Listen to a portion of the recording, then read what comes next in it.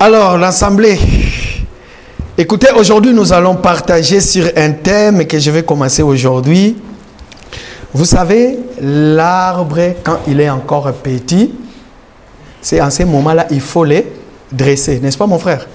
L'arbre, quand il est encore petit, il faut le dresser. Si tu veux que cet arbre-là puisse aller plus loin, n'est-ce pas? Un enfant, pendant qu'il est encore un petit enfant, bonjour maman, comment vous allez? Oui, j'ai eu papa manquer au téléphone.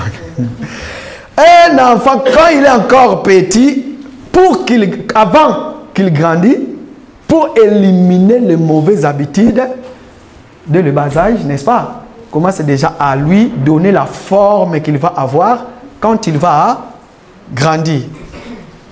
Ce que toi tu fais, sache-le que dans ta maison, tes enfants à toi suivront ce que tu fais ou ce que tu faisais quand ils seront grands. Ça sera ce que tu faisais quand ils étaient encore dans la maison.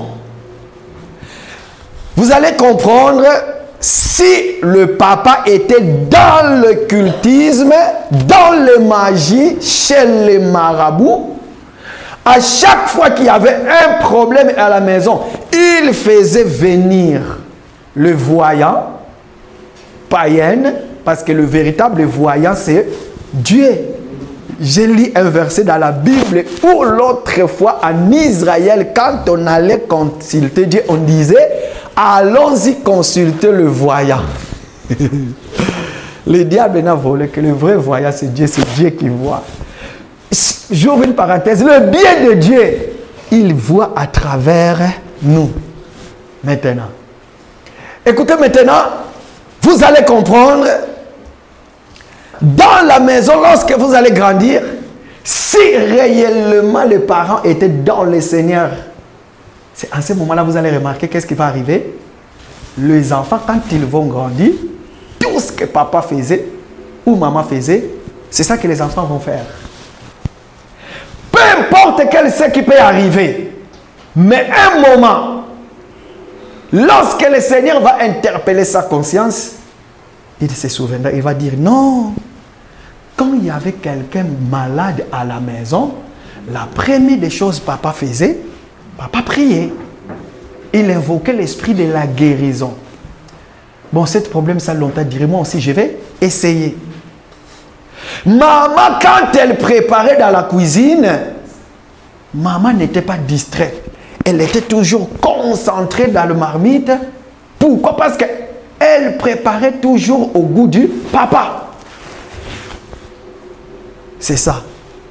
En réalité, l'Église, nous avons tout vu ce que le Seigneur Jésus nous a montré. Maintenant, le moment est venu, nous devons mettre en pratique. Jésus, 3 ans et demi de ministère sur la terre, tout ce qu'il a fait, les disciples, qu'est-ce qu'ils ont dit?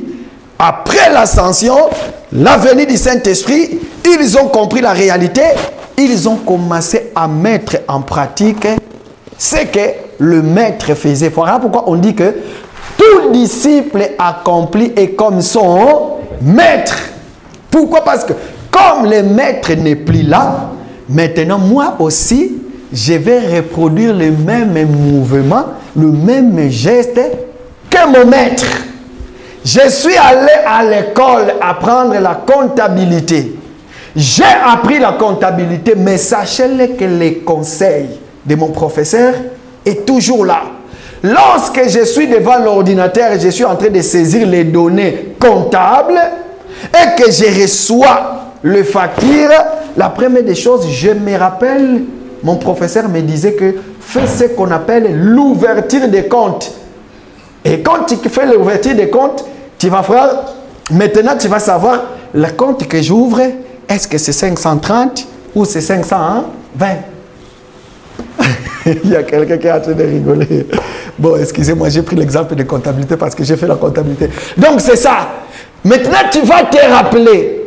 C'est comme nous aussi aujourd'hui, vous savez, le Seigneur veut que l'ensemble, nous puissions marcher, mettre en pratique ce qu'il nous a recommandé.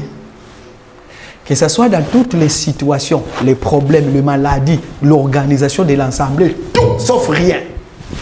Nous devons tout mettre en pratique. Rappelons-nous qu'il nous a enseigné, il nous a donné tous les conseils. Écoutez, je connais un homme dans la Bible. Écoutez cet homme-là.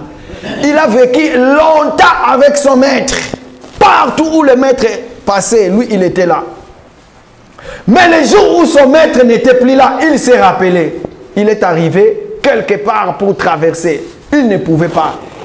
Du coup, il s'est retrouvé avec quelque chose qui appartient à son maître. Qu'est-ce qu'il a dit? Qu'est-ce qu'il a dit?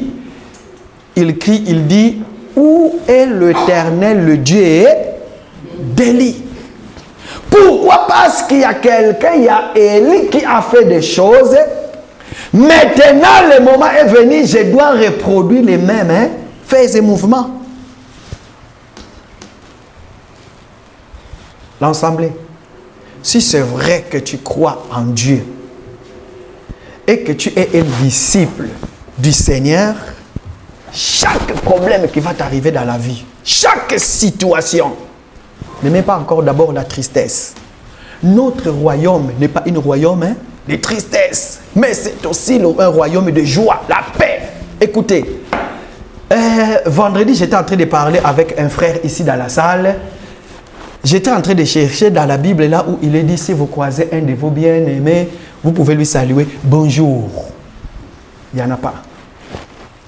La salutation d'un enfant de Dieu qui est recommandée dans la Bible, ça veut tout simplement dire, que la paix du Seigneur soit avec toi.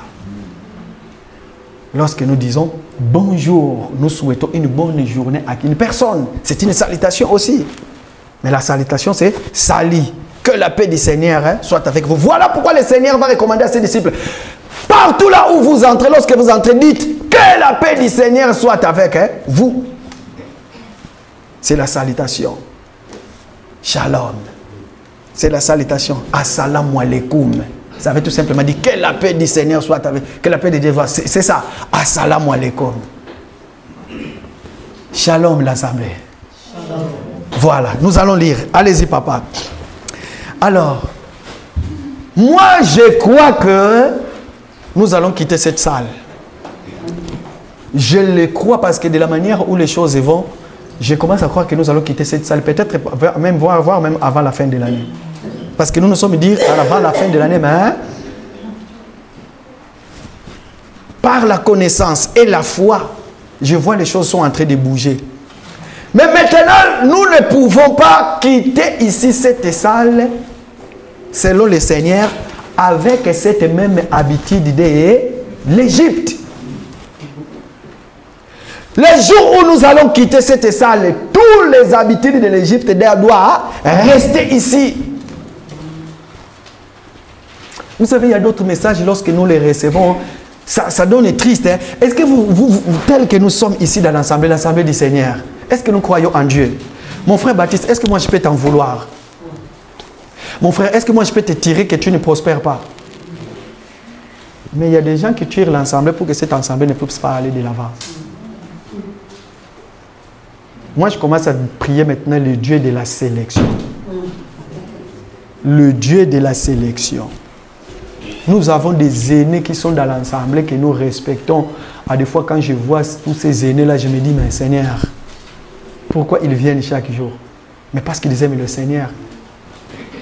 Mais nous ne sommes pas unis dans la seule même pensée.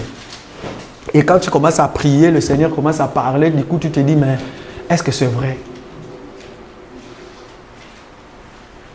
Mais si, écoutez, si nous sommes 10, dans le nombre de 10, et que tous les 10 là comprennent le message, et que nous quittons cette salle tous les 10 pour aller ailleurs et mettre ça en pratique, que chacun prenne sa place, ça sera une bonne chose.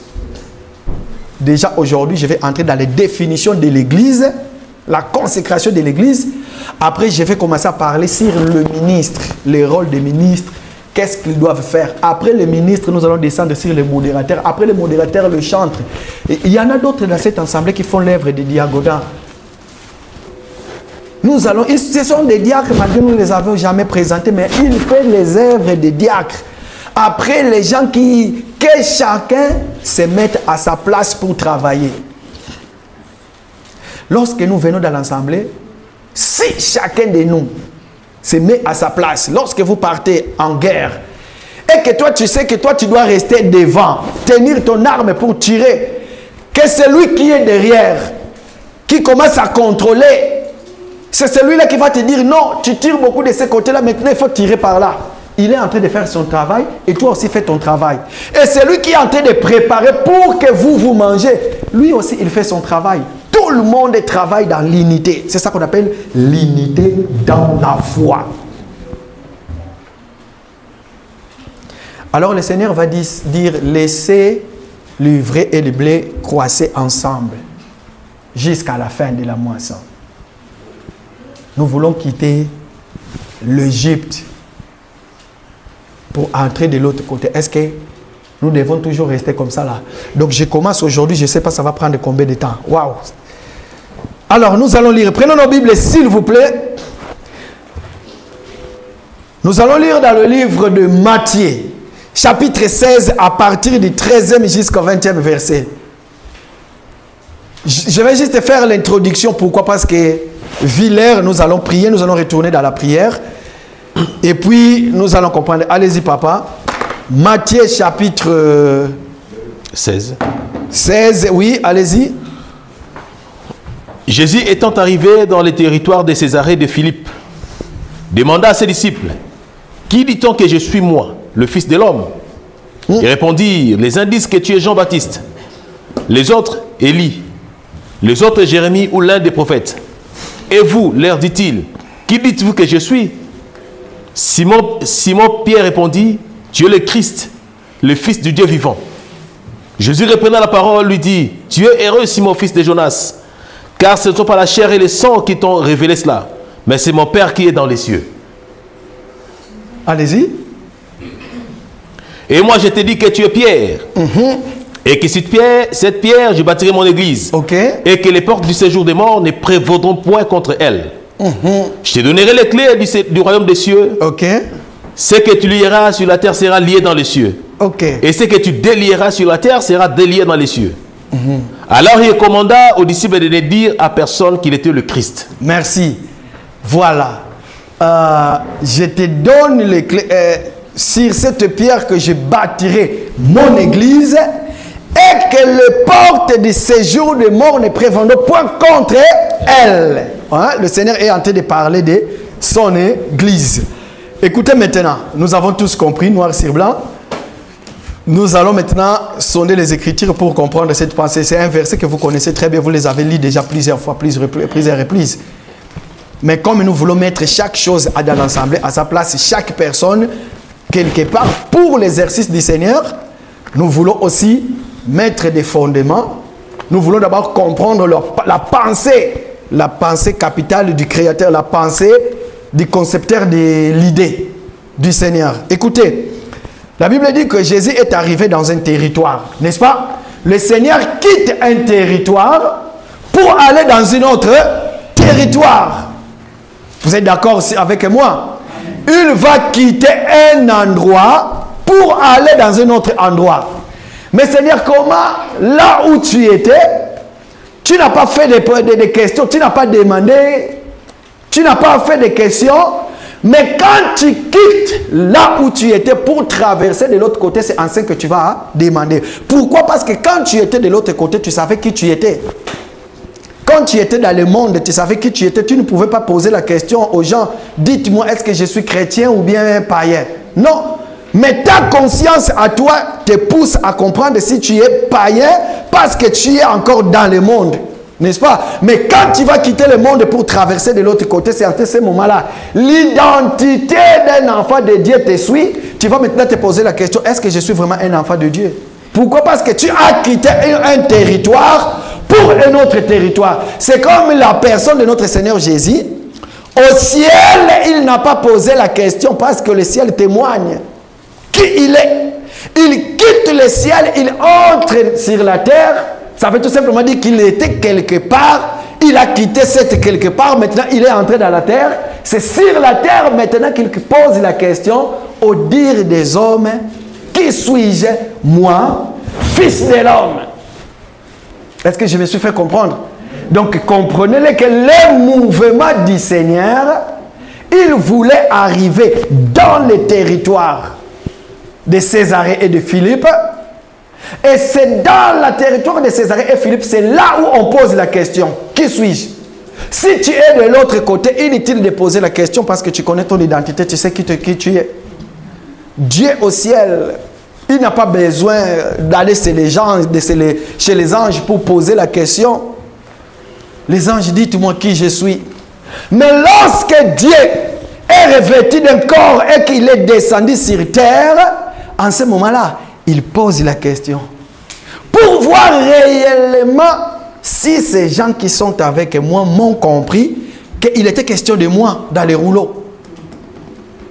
Voilà pourquoi le mouvement du Seigneur, il va quitter un endroit pour aller dans un autre endroit. C'est là où il va poser la question. Écoutez, il dit, que dit-on que je suis moi le fils de l'homme? Écoutez, j'ai retrouvé l'expression fils de l'homme, il y en a plus de 70 fois dans la Bible. Fils de l'homme, n'est-ce pas? Alors, qui est le fils de l'homme? Cette expression, fils de l'homme, fils de l'homme. Pourquoi? Parce que le Seigneur, quand il va venir aussi, il va répéter le même, fils de l'homme, fils de l'homme. Mais Seigneur, quand tu étais de l'autre côté, tu n'as pas dit fils de l'homme. Mais quand tu traverses, tu es dans le territoire de Césarée et de Philippe, c'est là. Il va dire, que dit-on que je suis, moi, fils de l'homme? C'est par là que j'ai compris l'expression fils de l'homme. Écoutez ce que j'ai marqué. L'expression fils de l'homme, elle désigne un vainqueur des puissances du monde. Un fils de l'homme, c'est un vainqueur de tous les puissants du monde. Pourquoi? Parce qu'il y a quelqu'un qui va revêtir d'un corps pour entrer en œuvre, pour aller vaincre. Voilà pourquoi on appelle l'expression fils de l'homme. Écoutez, nous allons lire, allez-y papa, nous allons lire un verset dans le livre de Daniel. Daniel chapitre 7 à partir de 13 jusqu'à 14e verset. Daniel, s'il vous plaît.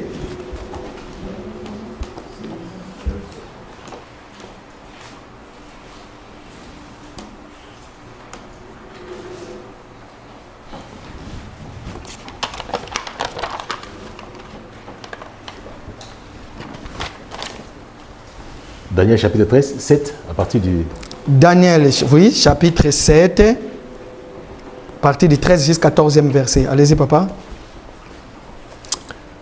J'ai regardé pendant mes visions nocturnes, et voici sur les nuées des cieux arriva quelqu'un de semblable à un fils de l'homme. Il s'avança vers l'ancien des jours, et on le fit approcher de lui. On lui donna la domination, la gloire et le règne, et tout le peuple, les nations et les hommes de toutes langues les servirent. Sa domination était dit domination éternelle qui ne passera point et son règne ne sera jamais détruit.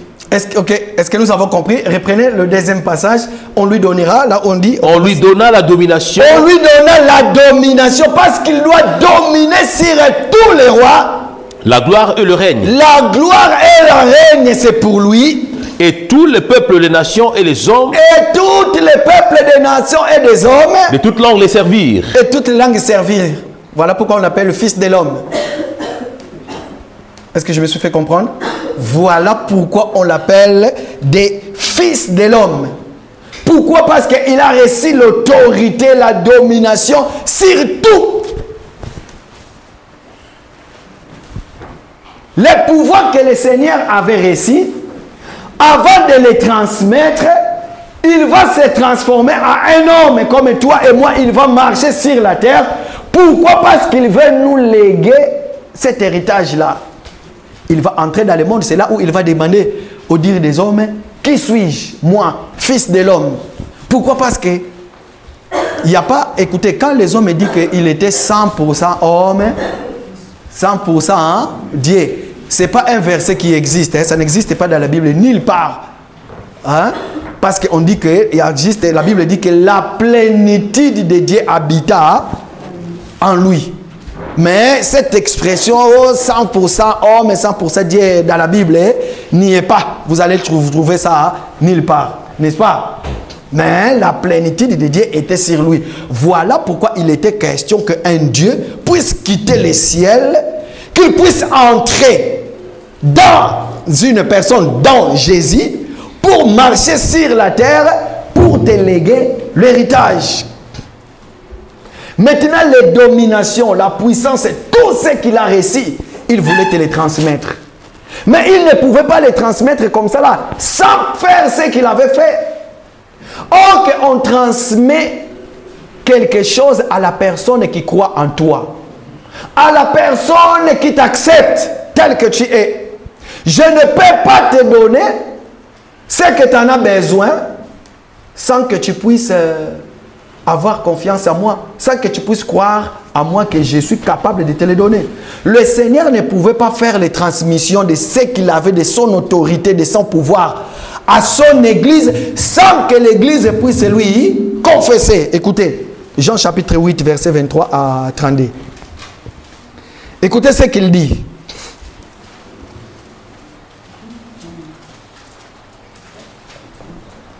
Jean chapitre 8, verset 23 à 32, il est écrit ceci. Et il leur dit, vous êtes d'en bas et moi je suis d'en haut.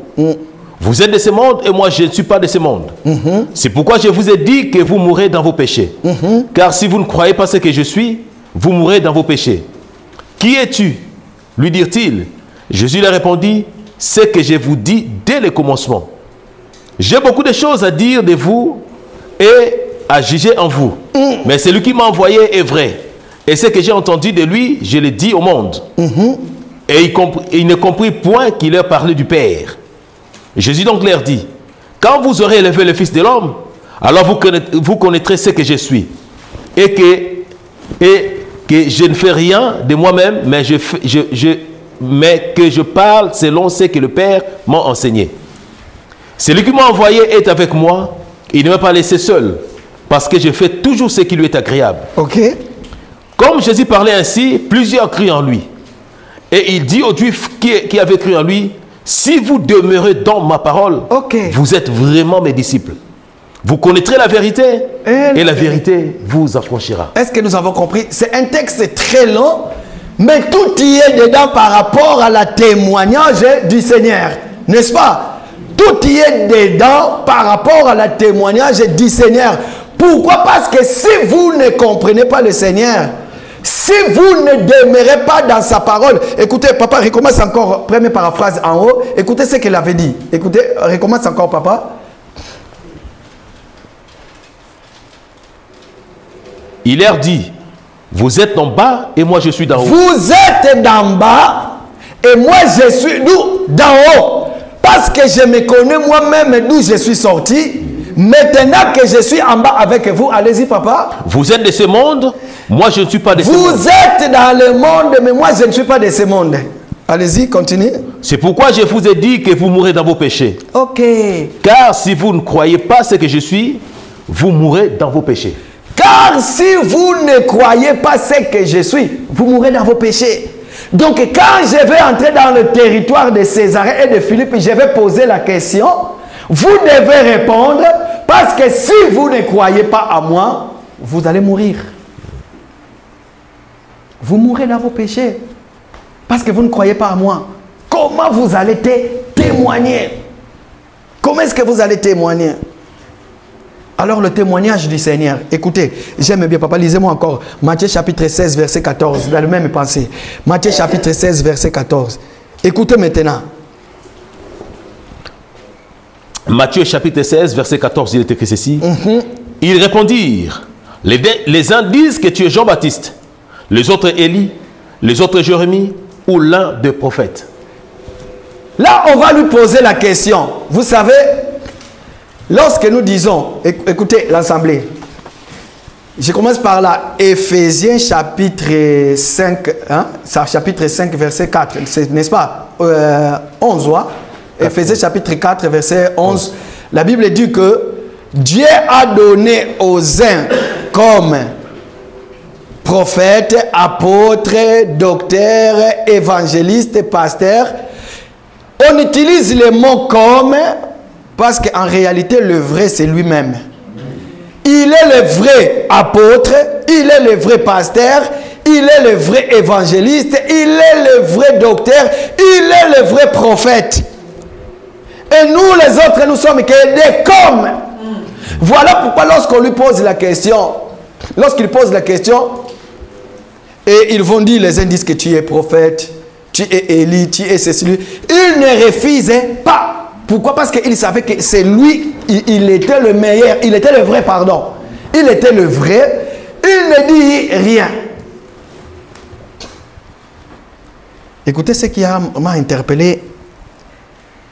Est-ce qu'aujourd'hui, l'Assemblée, nous essayons de nous poser la question nous-mêmes. Essayons de nous poser la question nous-mêmes. Est-ce que nous sommes capables de répondre si on nous pose la question, qui es-tu? Ou bien, est-ce que tu es capable de poser la question à une personne, au dire des gens qui je suis moi? Qu'est-ce que les gens disent de moi? Dans les quartiers, dans le travail, dans la maison, hein, même les enfants. Essaye de poser la question, mais qu'est-ce que les gens disent de moi? En réalité, je suis qui? Mais par contre, ton vraie identité, toi-même, tu connais qui tu es. Personne d'autre ne te connaît mieux que toi-même. Personne. Sauf Dieu.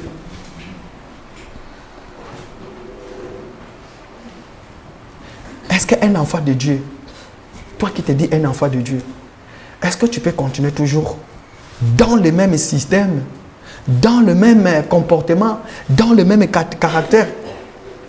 Et pourtant tu es de ce que les gens témoignent. Est-ce que tu as usurpé l'identité de notre Dieu? Parce qu'aujourd'hui il y a beaucoup de l'usurpation d'identité de Dieu. C'est ça le mot, usurpation d'identité céleste. On dit des gens, qui suis-je moi, fils de l'homme? Bon, tellement que ça fait longtemps que je suis avec toi, vu ce que tu as fait, moi je crois que tu es un prophète. Moi je crois que tu es Élie. Moi je crois. Mais écoutez, le Seigneur n'a pas voulu, il ne l'a pas dit non. Pourquoi? Parce que nous allons comprendre les Élie, tout ce qu'on a dit de lui. 1 Pierre chapitre 1 verset 10. Écoutez ce que dit la Bible. 1 Pierre chapitre 1 verset 10.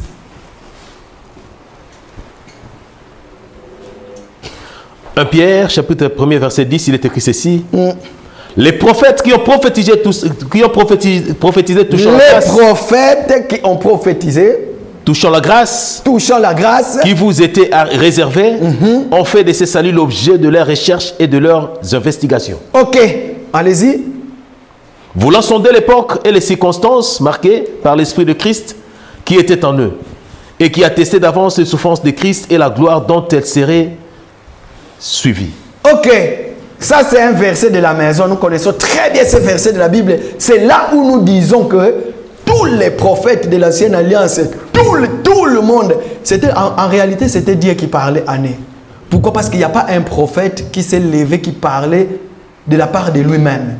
Mais c'était l'Esprit de Dieu, c'était l'Esprit de Christ qui parlait à eux. Donc, chaque prophète qui parlait à l'époque, Dieu utilisait pour qu'il puisse transmettre le message. Voilà pourquoi on reconnaît un vrai prophète par l'accomplissement de ce que le Seigneur a mis dans sa bouche. Et il a dit, et aujourd'hui, tous ces prophètes-là, nous confessons que Dieu qui a parlé à nous. Pourquoi? Parce que tout ce qu'ils ont dit aujourd'hui, nous les voyons à l'œil. Ça veut dire qu'ils n'ont pas menti. C'était des vrais prophètes. Ils n'avaient pas de doute. Ils n'avaient pas... Quand ils parlaient aussi, ils n'ont pas bégayé. Hein, parce qu'aujourd'hui, quand Dieu parle, Dieu bégaye. Moi, je suis votre Dieu. Je suis en train de vous parler. Non. J'ouvre une parenthèse. Je vais vous raconter une histoire. Quand je suis arrivé en France, il y a eu un moment, je suivais... il y a une assemblée ici en France. Il n'y a que les blancs dans l'assemblée. Que je connaissais le pasteur de cette assemblée-là. Je ne sais pas s'il est toujours en vie parce que lui, il plairait de partir. Il s'appelle Peter Smith. porte ouverte à Milouz, je crois. Écoutez, un bon jour, je suis en train de suivre le culte un dimanche en direct. Dans l'assemblée, il y avait une dame qui avait une prophétie pour prophétiser. Mais si c'était nous, Congolese people, on allait commencer. Moi, votre Dieu, alléluia, alléluia, écoutez-moi, écoutez-moi. Non. Mais cette dame-là a gardé sa prophétie jusqu'à la fin. Elle s'est mise debout pour aller voir l'équipe organisatrice. Ils ont autorisé qu'elle passe devant. Elle a pris le foulard, elle l'a mis dans la tête. Elle a levé ses mains dans le micro. Elle a commencé à parler. Ainsi dit l'Éternel. Ici dans la salle, voilà, c'était pour le baptême. Ici dans la salle, il y a un couple qui va être baptisé. Mais la femme, regardez ça, regardez ça, regardez ça. Elle a dit, waouh! Mais pourquoi nous... Pour que Dieu parle, il faut commencer d'abord à tituber. Il faut commencer d'abord à faire des mouvements, des gestes. Je me souviens même quelqu'un il y a une époque, la personne, quand il prophétisait dans l'assemblée, tout le monde remarquait qu'il parlait. Il faut qu'il tire attention de tout le monde. Et quand il finissait de prophétiser, il disait, ah, il disait, ah, Dieu, mais pourquoi tu me fais ça? Pourquoi tu me fais souffrir pour transmettre ton message? Ce n'est que du mensonge.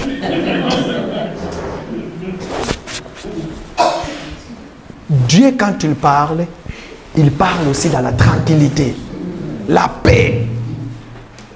Mais d'où il est venu ce Dieu-là qui... lui, quand il parle, il ne sort pas sa parole complète, mais morceau par morceau, petit à petit. Mais si c'est comme ça, là, pour nous transmettre la parole aussi, c'est les gens qui ont parlé de la part du Seigneur. Oh là là. Donc, ça veut tout simplement dire que Dieu parle. Et quand Dieu parle, il parle très bien parce qu'il est le meilleur prophète. Tellement que c'était lui qui a parlé. Et puis, vous allez comprendre, quand Dieu parle, si la prophétie est pour toi, je vais garder la prophétie. L'esprit de la prophétie est soumis au prophète. Jusqu'à la fin, je viendrai te voir, papa, il faut que je vous parle. Je vous mets à côté, papa, vous savez, il y a ça et ça et ça et ça, le Seigneur m'a dit. Mais c'est pour l'assemblée. En ce moment-là, je vais me lever pour dire, ainsi dit l'Éternel, l'Assemblée des élus de Paris. Tel que nous allons partir de cette salle, c'est en ce moment nous devons mettre chaque chose à sa place. Mais quand il s'agit de toi, je ne viendrai pas te dire, papa, d'ailleurs tu as mis des lacets couleur noire. Non. D'ailleurs, ton numéro de téléphone, il y a un chiffre 5 dedans, dans ton numéro de téléphone. Est-ce que ça édifie ça? Qu'est-ce que Dieu a à voir avec nos numéros de téléphone? Qu'est-ce qu'il a à voir? Rien du tout. Mais vous allez comprendre, les prophètes, par rapport à 1 Pierre, chapitre 1, verset 10, qui ont prophétisé, ils ont fait les investigations, ils ont cherché, sachant que l'Esprit de Dieu qui était en eux. Pourquoi? Parce qu'ils témoignaient la mort et la résurrection de Christ. Et aujourd'hui, nous avons vu que Christ a été, Jésus a été crucifié, il est mort et il est ressuscité. Allons-y maintenant consulter les prophètes, dites-les qu'ils ont menti. Mais non, est-ce que quand ils ont parlé de cela, Ésaïe et les autres avaient dit qu'il n'avait ni beauté ni éclat? Est-ce que Ésaïe était en train de dire il n'avait ni beauté ni éclat? Mais non! Et après un moment, on nous parle en chinois, les chanda barabarabara. Non, mensonge. Donc c'est par là que nous allons comprendre. Maintenant, écoutez, verset 15. Le Seigneur va dire à ses disciples, et vous, pourquoi? Parce que le Seigneur voulait comprendre, mais ça fait longtemps que nous sommes ensemble, l'Assemblée des élus de Paris. Ça fait longtemps que nous sommes ensemble. Est-ce que vous avez eu déjà l'état de poser la question, frère Gauthier, qui es-tu? Ou bien moi de vous poser la question, que dites-vous de votre frère qui vous dirige? Après moi, je vais vous retourner aussi. Et vous, que dites-vous? Écoutez. Là, c'est que j'aime. Papa, lisez-les. Verset 15, s'il vous plaît. J'aime bien la réponse que notre bien-aimé, le frère Paul, qui est là, et le frère Pierre. Allez-y. Et vous, leur dit-il, qui dites-vous que je suis? Ok, pourquoi? Parce que l'écho des autres, c'est ça qui posait la question. Maintenant, le Seigneur pose la question. Il nous pose la question. Et nous, que dites-nous? Qui il est? Allez-y, papa. Simon-Pierre répondit, ok. Tu es le Christ, le Fils du Dieu vivant. Simon-Pierre va prendre la parole. Il va dire, tu es le Christ. Christ est le Fils de Dieu et Vivant. vivant. N'est-ce pas? Écoutez, quand j'étais en train de lire la parole, est-ce que Simon, quand il avait répondu au Seigneur, est-ce qu'il avait vraiment dit que tu es le Christ, le Fils de Dieu vivant? Est-ce que c'est ça qu'il avait dit? C'est l'interprétation de la Bible qui nous dit que Simon a dit que tu es le Fils. Répétez-la. Tu es le Christ, le Fils de Dieu vivant. Or que le Christ vient du mot grec, n'est-ce pas? Qui veut tout simplement désigner un oint, le Messie. Simon était de quel, Pierre était de quelle contrée? Quelle langue le Seigneur parlait? L'araméen. N'est-ce pas? Et quand on l'avait posé la question, parce que la Bible est traduite en grec. N'est-ce pas? Hein? Donc c'est par là que nous allons comprendre, pardon. C'est là que nous allons comprendre. Lorsqu'il prend la parole, il dit que tu es le répétez papa. Tu es le Christ, le Fils du Dieu vivant. Tu es le Christ, le Fils du Dieu vivant. Le Christ du Dieu vivant. C'est là où nous allons comprendre le mot Christos qui veut tout simplement dire un oint. Tu es le oint, le Fils du Dieu vivant. Tu es le Messie. Ça veut tout simplement dire ça. Tu es le Messie. Tu es le Mashiach. N'est-ce pas? Pourquoi? Parce que nous disons que tu es le Christ. Pourquoi? Parce que tout simplement la Bible a été traduite. Maintenant, écoutez, verset 17. Papa, lisez-moi verset 17, la même. Jésus reprenant la parole dit, tu es heureux, Simon, fils de Jonas, car ce ne sont pas la chair et le sang qui t'ont révélé cela. Merci, papa. Nous allons nous arrêter là à cause de temps. Tu es heureux, Simon, fils de Jonas, car ce ne sont pas la chair ni les sangs qui t'ont révélé cela. Bien-aimé dans le Seigneur, si toi, tu marches par rapport à la chair, tu n'auras jamais la révélation de qui est le Fils de Dieu. Pourquoi? Parce que la chair a des désirs contraires à celle de la volonté de Dieu. C'est lui qui marche par rapport à lui, qui n'a pas l'Esprit de Dieu. Sache que toute révélation, tout témoignage qui sortira de ta bouche viendra poussé par celui qui te dirige. Mais or que si c'était la chair qui avait témoigné devant Dieu, le Seigneur allait dire à Pierre, non à Pierre qui était là, mais à l'esprit qui était dans Pierre, qui lui dirigeait, tais-toi. Mais tellement la réponse ne venait pas de lui. Voilà pourquoi le Seigneur dit que ce n'est ni la chair, ni le sang qui t'ont révélé cela. C'est quoi la chair? C'est quoi la chair maintenant? Nous savons tous que la chair, c'est la faiblesse. C'est ça que j'ai noté. Je me suis dit, mais oui, la chair, c'est la faiblesse. Pourquoi? Parce que dans la chair, c'est là où il y a les envies.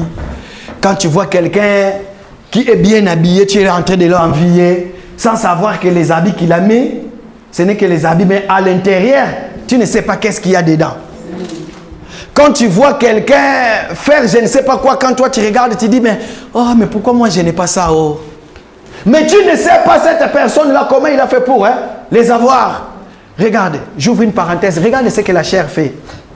Cette semaine même, j'étais en train de regarder, j'ai vu sur l'internet, il y a une synagogue des occultistes Illuminati, on les appelle la confrérie, comment on les appelle? Les francs-maçons. Ils ont ouvert une synagogue à Gombe, à Kinshasa. J'étais en train de regarder. J'étais curieuse, peut-être que je peux voir quelqu'un que je connais dedans, dans la vidéo. J'étais en train de regarder, je me suis dit que je vais revoir, peut-être que je connais quelqu'un. Vous savez pourquoi tous les gens que vous voyez là-dedans, aujourd'hui, si vous allez à Kinshasa, il n'y a pas qu'à Kinshasa, partout dans le monde, ça se fait. En Côte d'Ivoire, au Gabon, au Cameroun, au Martinique, partout dans le monde. Vous allez voir un groupe de jeunes qui roulent dans des grosses cylindrées. dans des grosses jeeps, ils ont de l'argent, ils ont beaucoup de choses. Bien-aimés dans le Seigneur, ne vous étonnez pas. Ne cherchez pas à être comme eux. Parce que le mal est déjà partout. Parce qu'aujourd'hui, le mal est transformé en bien. Je me souviens jadis, quand nous étions encore des enfants, quand on attendait parler de prima curia. Toi, tu es qui pour entrer en prima curia? Déjà, on refusait les hommes. Mais aujourd'hui, tellement la chair veut nous offrir tout ce que nous avons besoin. Voilà pourquoi nous allons voir que tous ces genres de choses, quand tu vas commencer à envier quelqu'un, parce qu'aujourd'hui, ici en Europe, laissez-moi vous dire qu'il y a des hommes qui vont à Kinshasa pour aller draguer ces genres de femmes-là. Vous allez voir des femmes, hein, avec des grosses cylindries, ils roulent à Gombe, de gauche à droite, ils entrent dans des magasins les plus chers à Kinshasa. Mais vous ne savez pas d'où vient cet argent-là. Or que chaque vendredi à minuit, ils sont tous à Ipen, dans un enclos bien clôturé avec des gardes. C'est leur temple. Mais la chair t'a fait voir l'autre comme s'il est plus que toi. J'ouvre une parenthèse. Quand on était en Angola, regarde la chair, qu'est-ce que ça fait. J'arrive en Angola en 1992. Je vais habiter dans la parcelle là où on vendait le diamba, le bégo, le shit, le cannabis. On me reçoit là-bas, dans cette maison-là. Le matin, on se réveille tous ensemble. Ils sont en train de filmer, mais ils sont en train de donner des conseils. Lui, il ne faut pas qu'il filme. Hein? Il ne faut jamais lui donner. D'ailleurs, nous, on veut être comme lui, mais lui, il vient d'arriver. Il ne faut jamais. Pourquoi? Parce qu'eux-mêmes, ils savent que ce qu'ils sont en train de filmer, ça peut détruire. Il veut devenir comme toi. Mais toi, quand tu regardes, quand tu es au milieu, et tu te dis, mais qu'est-ce qu'il sent quand tu le fumes? C'est là. C'est ça que j'ai aimé. Je me suis dit, mais eux-mêmes, ils savent qu'ils sont en train de se autodétruire. Mais par contre, il y a un grand frère qui est même ici en Europe. Il était avec nous dans la même maison. Lui, il disait, il ne faut jamais lui donner ça. Donc, ça veut tout simplement dire qu'à un moment, quand tu regardes les autres en train de faire, tu te dis, mais moi aussi, je vais essayer. La chair. Maintenant, posez-nous la question, Pierre. Si c'était la chair qui conduisait Pierre, est-ce que Pierre allait répondre? Allait dire, c'était quoi la réponse de Pierre? Écoutez. Tu es le Christ, le Fils du Dieu vivant. Et maintenant, le Seigneur va prendre la parole, verset 17, il va dire, et moi, je te dis, allez-y papa. Jésus, reprenant la parole, lui dit, tu es heureux, Simon, fils de Jonas, car ce ne sont pas la chair et le sang qui t'ont révélé cela. Mais ce ne sont pas la chair et le sang. Ni le sang. Faute de temps. J'allais expliquer pourquoi il a dit cela. Pourquoi nous savons que le sang, c'est la vie. N'est-ce pas? Maintenant, le Seigneur va dire que Pierre, ce n'est pas la chair ni le sang qui t'ont révélé cela. Oh, mais Seigneur, c'est le sang qui donne la vie à la chair. Si nous allons dissocier le deux, ça veut tout simplement dire qu'il n'y a pas la vie. Or que la vie est dans le sang. Mais maintenant, comment tu vas dire que ce n'est ni le sang, ni la chair, ni le sang? C'est mon Père qui est dans le ciel. Nous allons en parler le dimanche de la semaine prochaine. Bien aimé, pour terminer, qu'est-ce que je veux dire? Chaque chose que tu vas faire sur la terre, fais attention que tu sois dirigé par la chair. De peur que le Seigneur, quand il va t'écouter, qu'il puisse dire que ce n'est pas moi. Lisons, papa, Galates chapitre 5, verset 24. Nous allons nous arrêter là. Écoutez, Galates chapitre 5, verset 24. Il y en a tellement beaucoup de témoins que j'ai préparés, mais faute de temps. Galates chapitre 5, verset 24, il est écrit ceci. Ceux qui sont à Jésus-Christ ont crucifié la chair avec ses passions. Ils ont crucifié la chair et ses passions. Ça veut tout simplement dire que Pierre avait crucifié la chair et ses passions. Allez-y, continuez, papa. Et ses désirs. Si nous vivons par l'esprit, marchons aussi selon l'esprit. Marchons aussi selon l'esprit. Et en ce moment-là, nous accomplirons les essais, dit l'Éternel. Bien-aimé dans le Seigneur, je vais m'arrêter là. Est-ce que tu te connais en toi aujourd'hui? Si le Seigneur te pose la question, tu es capable de répondre? Est-ce que tu es capable de répondre? Qu'est-ce qui te conduit? Nous avons tous la tête courbée. Qu'est-ce qui te conduit aujourd'hui? Et pourtant, le passage qui suit, c'est là où le Seigneur parle. Le Seigneur dit que tu es Pierre, c'est sur cette pierre que je bâtirai mon église. Normalement, on devait arriver jusque là-bas aujourd'hui. Tu es Pierre, sur cette pierre que je bâtirai mon église et que les portes de séjour des morts ne prévaudront point contre l'église du Seigneur. Voilà pourquoi nous voulons mettre chaque chose à sa place. Est-ce que c'est la chair qui te conduit? Je voulais te donner le temps. Je voulais te donner le temps pour que tu puisses poser la question. Pour que tu puisses prier maintenant. Demande pardon.